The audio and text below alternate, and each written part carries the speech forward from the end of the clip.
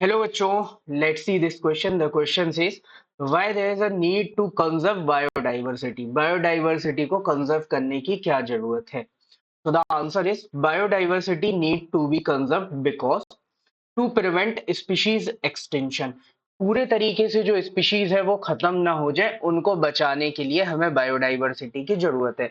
जैसे हर एक स्पीशी जो है वो एक दूसरे पर डिपेंड होती है। आप फूड चेन या फूड वेब पढ़ोगे तब ये आपको समझ में आएगा। फूड चेन में क्या होता है आपका, सबसे ग्राउंड लेवल पे जैसे अगर हम बात करें, हमने बोला कि सबसे ग्राउंड पे पेड़ पौधे हैं, ठीक है, तो हमने ग्रासेस को सबसे ग्राउंड पे रखा। अब इस ग्रास को कंज्यूम कर रहा है कौन? तो इस ग्रास को कंज्यूम करने के लिए होगा एक डीर। इस डीर को कंज्यूम करने के लिए होगा वहां पे एक लॉयन। ठीक है, इस लॉयन को सपोज हमने बोला कंज्यूम कर लिया किसने? ह्यूमन ने। अब ह्यूमन की डेथ हुई और उसकी, या ह्यूमन को छोड़ो अभी यहाँ पे, लॉयन को अकेला ही रखो कि लॉयन अब कुछ टाइम बाद यहाँ पे जाके मर गया। ठीक है, लॉयन यहाँ पे जाके मर गया।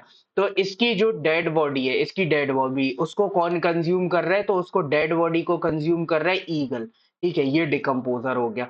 तो अब यहाँ पे क्या है, अगर ग्रासेस खत्म हो गई तो डीज खत्म हो जाएंगे, डीज खत्म हुए तो लॉयंस खत्म हो जाएंगे, और लॉयंस खत्म हुए तो ईगल्स खत्म हो जाएंगे। तो ये सारे कैसे हैं?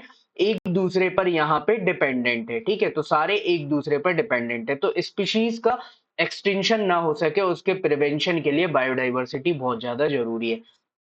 सेकंड क्या है, हमें बैलेंस मेंटेन करना है नेचर में। अब ये बैलेंस ही तो है कि ग्रास, अब आप देखो ग्रास की क्वांटिटी आपको सबसे ज्यादा मिलेगी, फिर उस पे जो डी डिपेंड है उनकी क्वांटिटी ग्रास के कंपेरेटिवली कम हो जाएगी, फिर लॉइन की जो क्वांटिटी है वो डीर के कंपेरेटिवली कम होगी, और ईगल की लॉइन के कंपेरेटिवली सबसे ज्यादा ग्रासेस होंगी।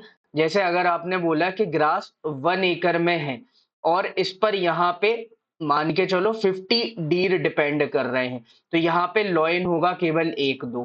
ठीक है, या हमने बोला 2 से 3 लॉइन यहाँ पे ले लिया, और फिर ईगल कितना होगा? एक ही होगा यहाँ पे। तो इस तरीके से ये चेन चलती है। ठीक है, तो यहाँ पे एक बैलेंस बना रहा है बायोडाइवर्सिटी का या नेचर का, उसके लिए भी बायोडाइवर्सिटी जरूरी है। एंड थर्ड वन इज इसके अपने इकोनॉमिक बेनिफिट्स हैं। इकोनॉमिक बेनिफिट कैसे हैं? तो हमें बहुत सारी चीजें जो है वो प्लांट्स से भी मिलती हैं और एनिमल्स से भी मिलती हैं, है ना। जैसे मेडिसिनल प्लांट्स होते हैं बहुत सारे जो आयुर्वेदा में यूज किए जाते हैं, तो इन सारी चीजों की वजह से बायोडाइवर्सिटी को कंजर्व करने की जरूरत है।